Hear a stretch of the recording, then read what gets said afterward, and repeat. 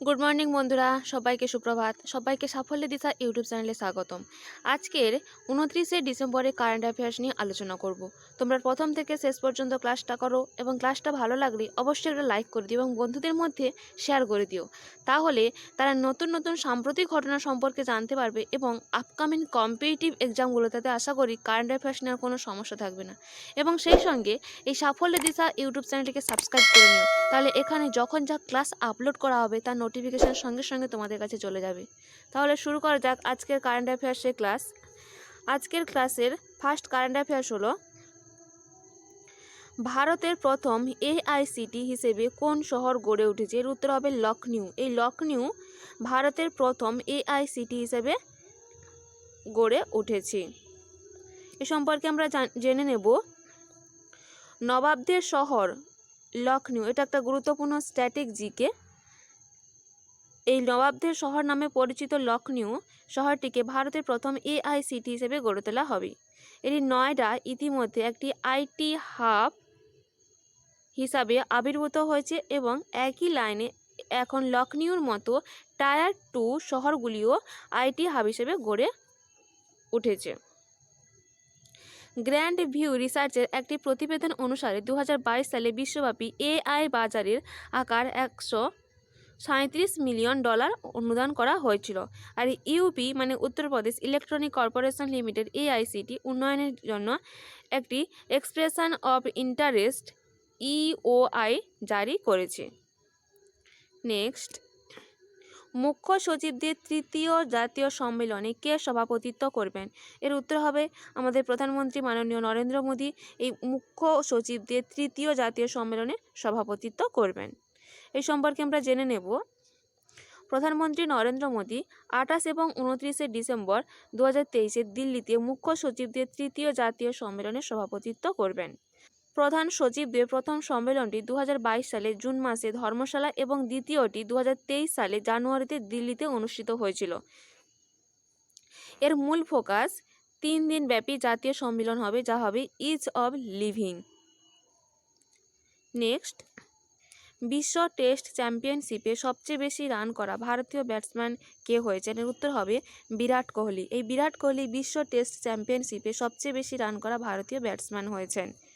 এই সম্পর্কে আমরা জেনে নেব। প্রবীণ ভারতীয় ব্যাটসম্যান এবং ভারতীয় দলের প্রাক্তন অধিনায়ক বিরাট কোহলি ভারতীয় ব্যাটসম্যান হয়েছেন যিনি বিশ্ব টেস্ট চ্যাম্পিয়নশিপে সবচেয়ে বেশি রান করেছেন।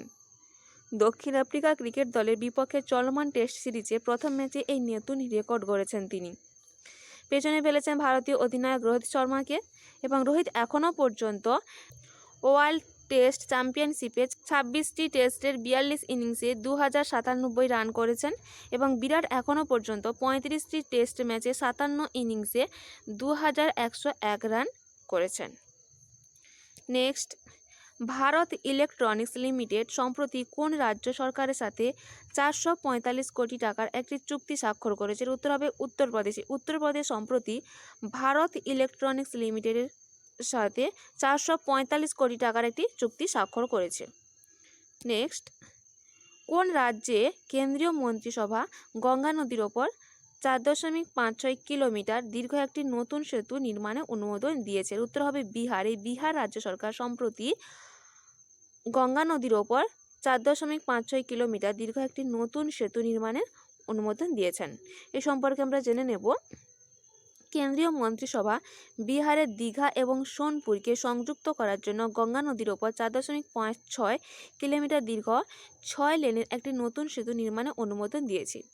এই প্রকল্পের মোট ব্যয় অনুমান করা হয়েছে 3064.45 কোটি টাকা, যার মধ্যে সিভিল নির্মাণের জন্য 2233.81 কোটি টাকা অন্তর্ভুক্ত করা হয়েছে। এটি নির্মাণের সাথে রাজ্যে যান চলাচল দ্রুত এবং সহজ হবে বলে মনে করা হচ্ছে। নেক্সট, সম্প্রতি ভারতীয় নৌবাহিনীতে কোন স্টিলথ গাইডেড মিসাইল ডেস্ট্রয়ারকে অন্তর্ভুক্ত করা হয়েছে? এর উত্তর হবে আইএনএস ইম্ফলকে। সম্প্রতি ভারতীয় নৌবাহিনী এই মিসাইলকে ডেস্ট্রয়ার অন্তর্ভুক্ত করা হয়েছে।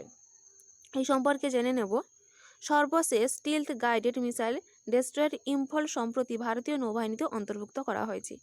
প্রতিরক্ষা মন্ত্রী রাজনাথ সিংয়ের উপস্থিতি এটি নৌবাহিনীতে অন্তর্ভুক্ত করা হয় এবং INS ইম্ফল হলো ভারতের প্রথম যুদ্ধ জাহাজ যা উত্তর পূর্বের একটি শহরের নামে নামকরণ করা হয়েছে। এটি ওয়ারশিপ ডিজাইন ব্যুরো দ্বারা ডিজাইন করা হয়েছে এবং মাজাগান ডক লিমিটেড মুম্বাই দ্বারা নির্মিত হয়েছে। নেক্সট, আন্তর্জাতিক ক্রিকেটে দ্বিতীয় সর্বোচ্চ রান করা অস্ট্রেলিয়ান ব্যাটসম্যান কি?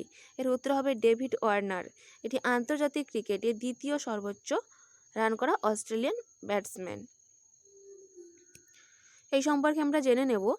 অস্ট্রেলিয়া ক্রিকেট দলের উদ্বোধনী ব্যাটসম্যান ডেভিড ওয়ার্নার আন্তর্জাতিক ক্রিকেটে দ্বিতীয় সর্বোচ্চ রান সংগ্রাহক অস্ট্রেলিয়ান ব্যাটসম্যান হয়েছেন। পাকিস্তানের বিপক্ষে চলমান টেস্ট সিরিজে ওয়ার্নার এই কীর্তি গড়েছেন। এ ব্যাপারে স্টিভ ওয়ার্নারকে পিছনে ফেলেছেন তিনি।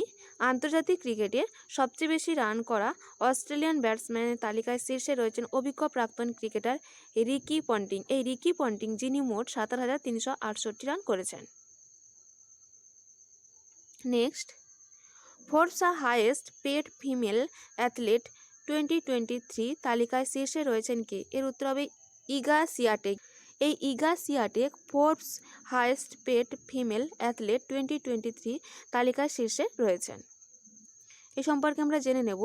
ফোর্বস 2023 সালে বিশ্বের সর্বোচ্চ বেতনপ্রাপ্ত মহিলা ক্রীড়াবিদের র্যাঙ্কিং প্রকাশ করেছে, যেখানে 20 জন শীর্ষ অর্জনকারী মহিলা এলিট রয়েছে, যারা মাঠে এবং মাঠের বাইরে মোট আয়ের সমানে আনুমানিক $226 মিলিয়ন উপার্জন করেছে। 22 বছর বয়সে পোল্যান্ডের টেনিস তারকা ইগা সিয়াটিক বিশ্বের 1 নম্বর আনুমানিক $23.9 মিলিয়ন নিয়ে তালিকার শীর্ষে রয়েছেন। Next, breaking the mood remaining India's economic future শিরোনামে বইটি লেখক কে? এর উত্তর হবে রঘুরাম রাজন। নেক্সট এবং আজকের ক্লাসের লাস্ট কারেন্ট অ্যাফেয়ার্স, তানসেন উৎসবের লার্জেস্ট তবলা এনসেম্বল গিনিস রেকর্ড অর্জন করলো কোন শহরে? উত্তর হবে গোয়ালিয়র। এই সম্পর্কে আমরা জেনে নেব। প্রায় 1300 তবলা বাদক যারা মধ্যপ্রদেশের গোয়ালিয়রে 99তম আন্তর্জাতিক তানসেন সমারোহে পারফর্ম করেছেন, তারা বিশ্বের বড় তবলার সঙ্গী অর্জনের জন্য গিনিস ওয়ার্ল্ড রেকর্ডে প্রবেশ করেছেন। এই ছিল আজকের দিনের গুরুত্বপূর্ণ 10টি কারেন্ট অ্যাফেয়ার্স।